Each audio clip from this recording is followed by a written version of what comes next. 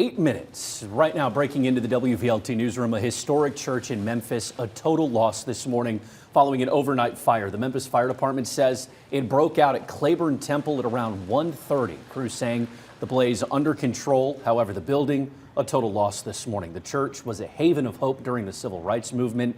It is not known what caused the fire. Trust us to continue to follow this and bring you updates throughout the day. Well, this weekend marked a somber anniversary. It's now been 14 years since the largest tornado outbreak in our area. That is the track right here.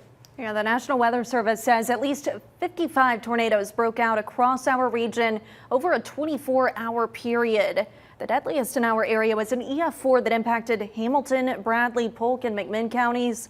12 people were killed and more than 300 injured. An EF4 also hit the Blount County portion of the Great Smoky Mountains. That started in Monroe and traveled 14.5 miles with a width of more than 1,300 yards.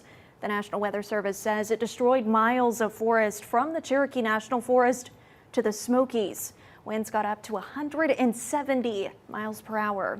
Now, that first tornado is the one that caused injuries and deaths, but take a look at your screen. This is only some of the confirmed tornadoes that hit our area, most EF1s and EF0s. And Tennessee actually leads the country in overnight tornadoes. Yeah, but why are they moving away from the Great Plains and creeping into East Tennessee? WVLT's First Alert meteorologist Ben Cathy is working to answer that question for you. He'll have that for you tonight on WVLT News at 11. Meanwhile, a federal disaster declaration may be harder to come by. FEMA now proposing higher standards for what qualifies for that disaster funding. A memo from acting FEMA Administrator Cameron Hamilton outlining a long list of things that could reduce the number of declarations. Some of the changes include completely eliminating funding following a snowstorm, putting the burden back on states. It would also quadruple the amount of damage a community has to suffer to receive federal funding. This would greatly reduce the amount of money that gets sent out to cities and states hit hardest by natural disasters.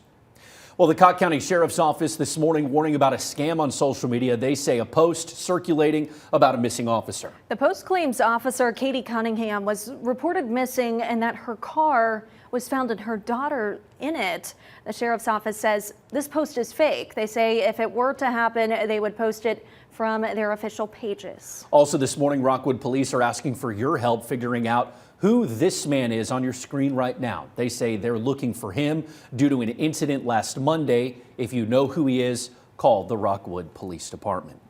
Well, 6:52 now. This morning, at least one person is dead and 11 others hurt following a deadly shooting in the heart of Myrtle Beach. Officers identified the victim as an 18-year-old. The shooting happened in the middle of the city's entertainment district. Police say it started as a fight. The officers say they saw a man firing several shots and shot back, killing the 18-year-old. Witnesses described the scene as chaotic. It's not clear who shot first. The state law enforcement division is investigating.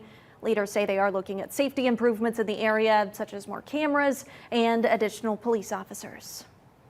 Well, 9 days of mourning continue for Pope Francis after his funeral over the weekend. And tonight, Sacred Heart Cathedral in West Knoxville is set to hold a memorial mass for the Pope. That starts at 6. In Rome, meanwhile, a crowd of nearly 250,000 gathered to remember the pontiff's life. He was entombed at the Basilica, then carried through the city to his final resting place just outside of Vatican City. Several world leaders were in attendance, including President Trump.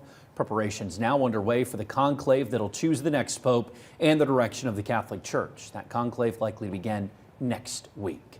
And this morning, we're getting a look at Knoxville Mayor India Kincannon's plans for the 2025 budget year. Nearly $500 million budget sets aside more pay for firefighters and other city employees. The mayor holding her speech at Covenant Health Park, calling it a perfect example of the teamwork it takes to make things happen.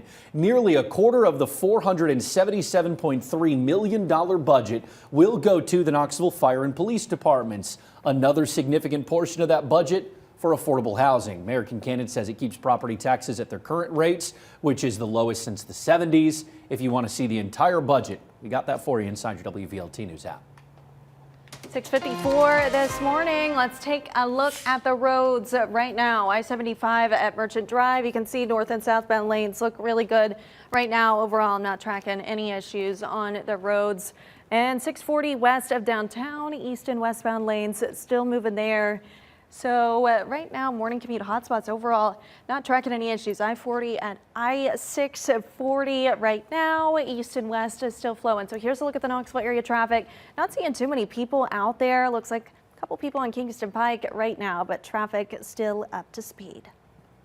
5 minutes to 7, and if you are not already looking at your screen, I think this put a smile on your face. I was panning our cameras around, checking out different views. You know, these are my windows outside, and boy, do we have a gorgeous view right now from Ober. Look at that sunrise peeking over the Smokies. Here's those scattered clouds moving by this morning, but sunshine is definitely going to dominate today.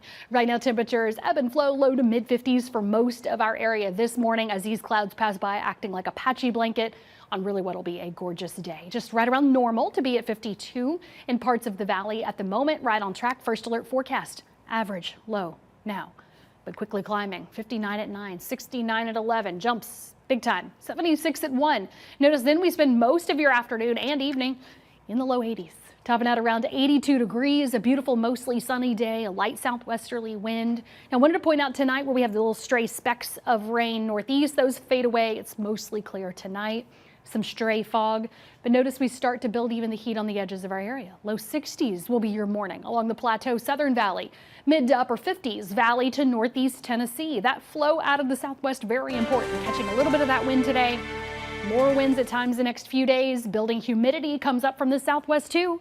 So the rest of your first alert 8-day planner does start to become a little more active this week.